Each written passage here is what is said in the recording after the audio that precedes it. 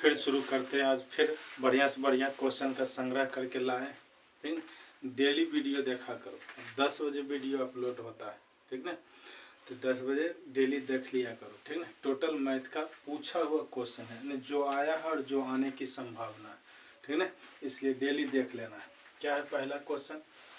कहता है एक लंबवृत्तीय शंकु की ऊंचाई 24 सेंटीमीटर और आधार की त्रिज्या 7 सेंटीमीटर है, तो उसके आयतन की गणना कीजिए। ठीक ना, ऊंचाई दिया हुआ है 24 सेंटीमीटर, ठीक, त्रिज्या दिया हुआ है 7 सेंटीमीटर, ठीक ना। तो शंकु कहता है आयतन ज्ञात कीजिए, ठीक ना। शंकु का आयतन बराबर सूत्र होता है 1/3 पाई आर स्क्वायर एच, ठीक है, सूत्र होता है। बैठा दो, 1/3 पाई का मान होता है 22/7, आर का मान दिया हुआ कितना 7, स्क्वायर है तो 2 बार लिखना है, और ऊंचाई दिया हुआ है 24, ठीक है। काट दो, 7 से 7 खत्म, 3 से 8 बड़ी में खत्म हो जाएगा, कितना बचेगा 22 गुना 7 गुना 8, ठीक है, गुना कर दो। 22 गुना 7 होता है 154 और गुना 8 करना है, ठीक। 8 चौक 32 के 2 बाकी 3, 15 120 और 3 23 होगा, 123, यानी टोटल आएगा इसका आयतन 1232।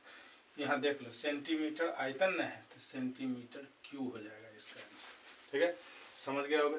चलो इससे और बढ़िया क्वेश्चन अब आगे लिखते हैं, अगला क्वेश्चन पर चलते हैं। अगला क्वेश्चन है, कहता है एक त्रिभुज ABC के शीर्ष बिंदु A -3,0, B 5,-2 और C -8,5 है, तो कहता है इसका केंद्रक ज्ञात कीजिए। यानी कहता है वो त्रिभुज है, ठीक है, जिसका ABC बिंदु दिया हो, एक मान दिया हुआ है -3,0, B का मान दिया हुआ है 5,-2 और C का मान दिया हुआ है -8,5, ठीक, तीनों बिंदु दिया हुआ है। कहता है केंद्रक, केंद्रक यानी बीच वाला बिंदु ज्ञात करना त्रिभुज का, ठीक। तब केंद्रक बराबर सूत्र होता है, केंद्रक बराबर सूत्र होता है क्या, x1 + x2 + x3 बटा 3 हो गया। x बिंदु निकालने के लिए y बिंदु निकालना है तो y1 + y2 + y3 बटा 3 डाल देना, ठीक है।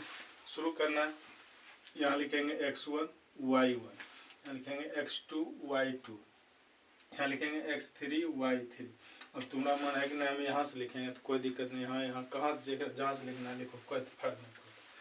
क्या है x1 का मान -3 प्लस x2 का मान 5 प्लस x3 का मान -8 है, बटा में 3 कर देंगे, ठीक। यहाँ हो जाएगा -3 + 5 और -8 बटा 3, तो कितना हो जाएगा -11 + 5 बटा में 3, इसको हल करेंगे तो हो जाएगा -6 बटा 3, काट देंगे कितना हो जाएगा -2, ठीक है। अब y वाला पर चलते हैं, y वाला है 0 + -2 + 5 बटा में कितना 3, ठीक है, हो गया।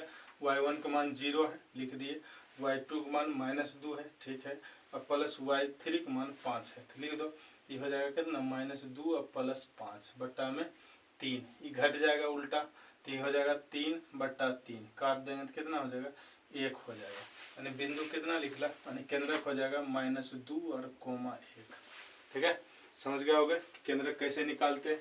पूरा सूत्र होता है केंद्रक बराबर x1 + x2 + x3 बटा 3, और y निकालना है तो y1 + y2 y3 बटा 3 होता है, ठीक, यानी तीनों को जोड़ के 3 से भाग देना, ठीक। चलिए अगला क्वेश्चन कहता है, अगला क्वेश्चन, यदि 7 tan थीटा बराबर 4 है तो 7 sin थीटा -3 cos थीटा बटा 7 sin थीटा + 3 cos थीटा का मान ज्ञात करें, है।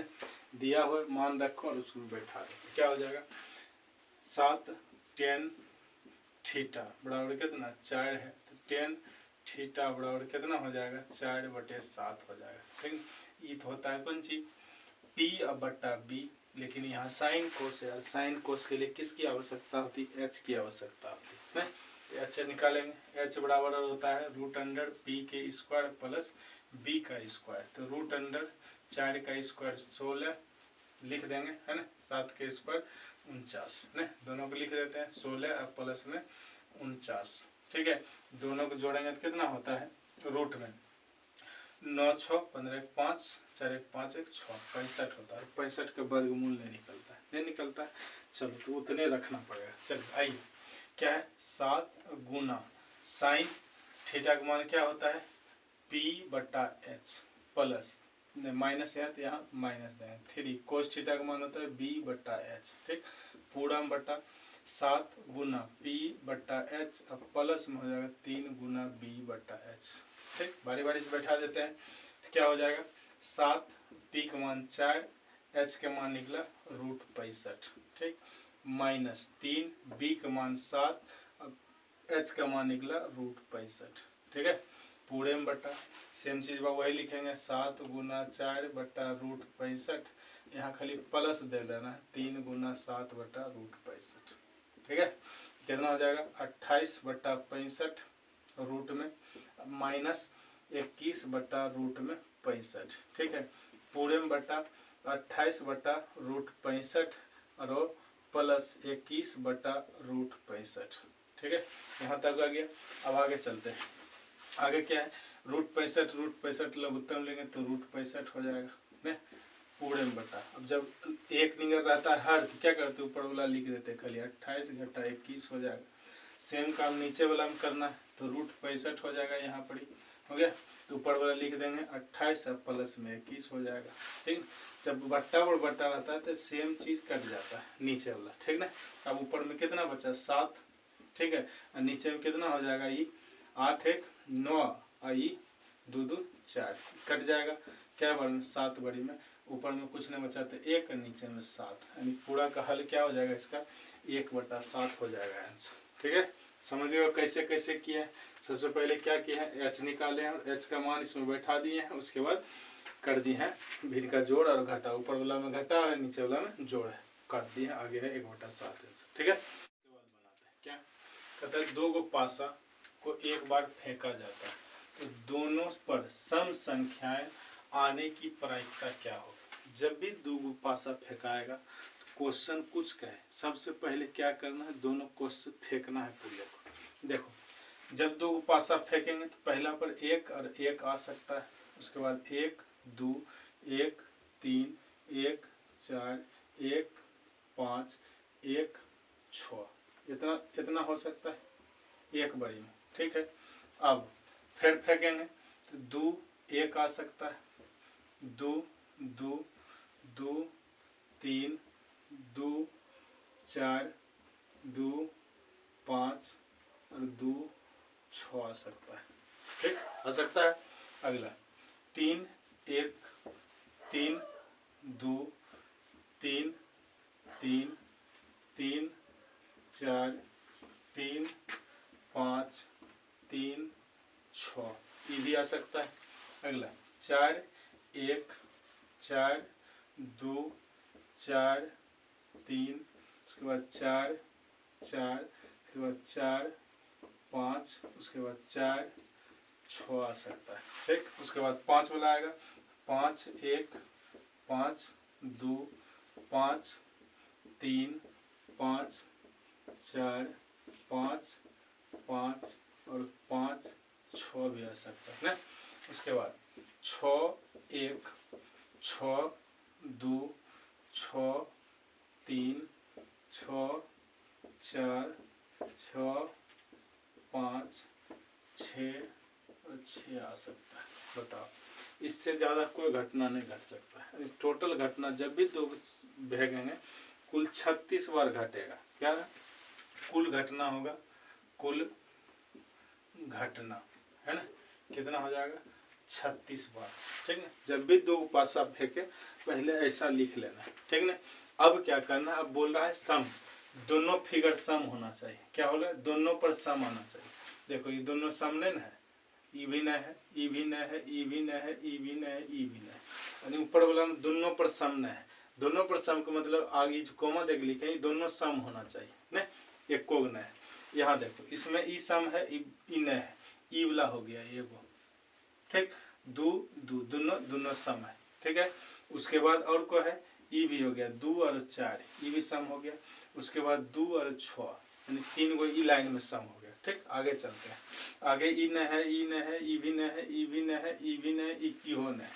उसके बाद इसमें देखो ई वाला है, हो गया, इसमें ई वाला है, उसके बाद इसमें ई वाला है, 3 गो इस लाइन में भी हो गया। अब अगला में चलते हैं, तो इसमें क्या है, इसमें भी एक कोग है।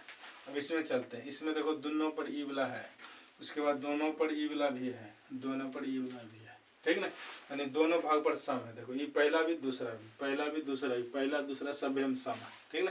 तो कुल क्या परिणाम हो गया, 1 2 3 4 5 6 7 8 9, यानी दोनों पर सम आने, सम संख्या लिख दो ना, सम संख्या आने की घटना क्या बार हो गया, 9 बार, नहीं हो गया, 3 गो इस लाइन में, 3 गो इस लाइन में, 3 गो इस, 9 बार में हो गया। हमको निकालना है प्रायिकता, तो लिखेंगे सम आने की प्रायिकता, प्रायिकता, ठीक है, बराबर, ठीक है, क्या हुआ, 9 गो। टोटल घटना हमेशा क्या होगा, जितना घटना घटे टोटल हमेशा नीचे में रखना, नीचे में कितना हो जाएगा 36, काट दो, क्या बार में 4 बार में, यानी 1/4 हो जाएगा इसका आंसर, ठीक ना। यानी 2 पासा को एक बार फेंका जाता है और दोनों पर सम संख्या आने की प्रायिकता क्या हो जाएगी, 1/4 हो जाएगा, ठीक ना। अब हो सकता है क्वेश्चन पूछे, है ना, इससे रिलेटेड ढेरी क्वेश्चन हो सकता है, कहेगा दोनों पर विषम संख्या आना चाहिए, दोनों को जोड़ के 7 आना चाहिए, दोनों को जोड़ के 5 आना चाहिए, 1 आना चाहिए, जो भी कहे जोड़ घटा गुना करके पहले तो इतना बार लिखना ही लिखना है। उसके बाद जो पूछेगा वो अपना देख के, जैसे कहता है कि दोनों पर 1 आना चाहिए, तो दोनों पर 1 सिर्फ यहाँ आ रहा है तो लिखते 1/36। कहता है दोनों पर 10 आना चाहिए, तो देख लो अब कहाँ कहाँ जोड़ के 10 आ रहा है ना, यहाँ नहीं आ रहा है, यहाँ आ गया, एक जगह 10 और कहीं आ रहा है, एक जगह यहाँ आ रहा है 10 और कहीं आ रहा है नहीं आ रहा है, 2 जगह हो गया तो 2/36 लिखते, ठीक, इसी तरह से बनाना है, समझ गया हो गया। चलो अगला क्वेश्चन और आज का लास्ट क्वेश्चन है, ठीक ना। चलो पढ़ो, क्या है, 2 संख्याओं का मौसम 23 दिया है, ठीक है, और उनका लॉस 1449 है, यदि उनमें से एक संख्या 161 है तो दूसरी संख्या ज्ञात कीजिए, ठीक है। निकटल मौसो और लॉसो देल है और एक संख्या देल है तो दूसरी संख्या ज्ञात करें। देखिए जब भी दूसरी संख्या बोले या पहली संख्या, पहले सूत्र क्या होता है, पहली संख्या गुना दूसरी संख्या बराबर में एलसीएम और गुना एचसीएफ, ठीक है, इसको याद रखना है। याद रखने के बाद पहली संख्या बोलेगा तब भी लगाना है यही सूत्र, दूसरी संख्या बोलेगा तब भी यही सूत्र लगाना है, एलसीएम निकालना है तब भी, एचसीएफ निकालना है तब भी। इसमें 3 गो कोई न कोई देल रहेगा, चौथा कहेगा निकालने के लिए, ठीक ना। अभी देख लो 3 गो देल है, मौसो देल है, लॉसो देल है और एक संख्या देल है, दूसरी संख्या का ज्ञात कर ले, ये दोनों 3 गो देल है, ये निकालने के लिए पहले बैठा दो।